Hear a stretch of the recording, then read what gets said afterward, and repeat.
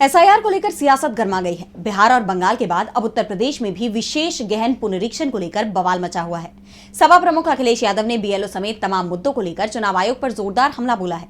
SIR को लेकर अखिलेश यादव ने आयोग और बीजेपी पर सवालों की बौछार कर दी। उन्होंने आयोग पर बीएलओ और कर्मचारियों पर जबरदस्ती दबाव बनाने का आरोप लगाया, जिसके बाद एक बार फिर चुनाव आयोग कटघरे में आ गया है।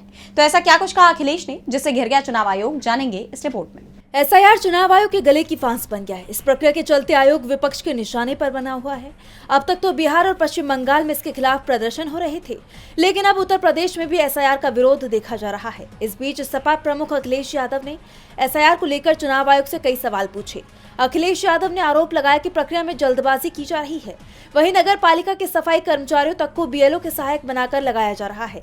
ये लोकतांत्रिक व्यवस्था पर सीधा हमला है, सोची समझी साजिश है, जिसके जरिए मताधिकार और आरक्षण पर चोट की तैयारी की जा रही है। अखिलेश ने बीएलओ की जान जाने का मुद्दा उठाते हुए कहा कि बीएलओ पर जबरदस्ती का वर्क प्रेशर दिया जा रहा है। एसआईआर के लिए भाजपा को इतनी जल्दबाजी क्यों है? कल मैं फतेहपुर गया था, वहां मुझे पता चला कि सुपरवाइजर पर सरकार दबाव बना रही थी, इस वजह से उन्होंने अपनी जान दे दी। आखिर इतनी जल्दी क्यों है? वेस्ट बंगाल के लोग कह रहे हैं कि चुनाव आयोग के हाथ खून से रंगे हैं। एसआईआर भाजपा और आयोग की मिलीभगत की साजिश है। एसआईआर के मुद्दे पर संसद के बाद सड़क पर सपा उतरेगी।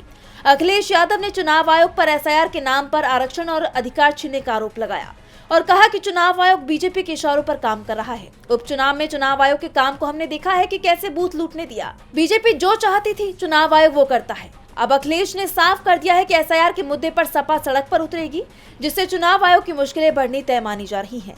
डीबी लाइव की रिपोर्ट।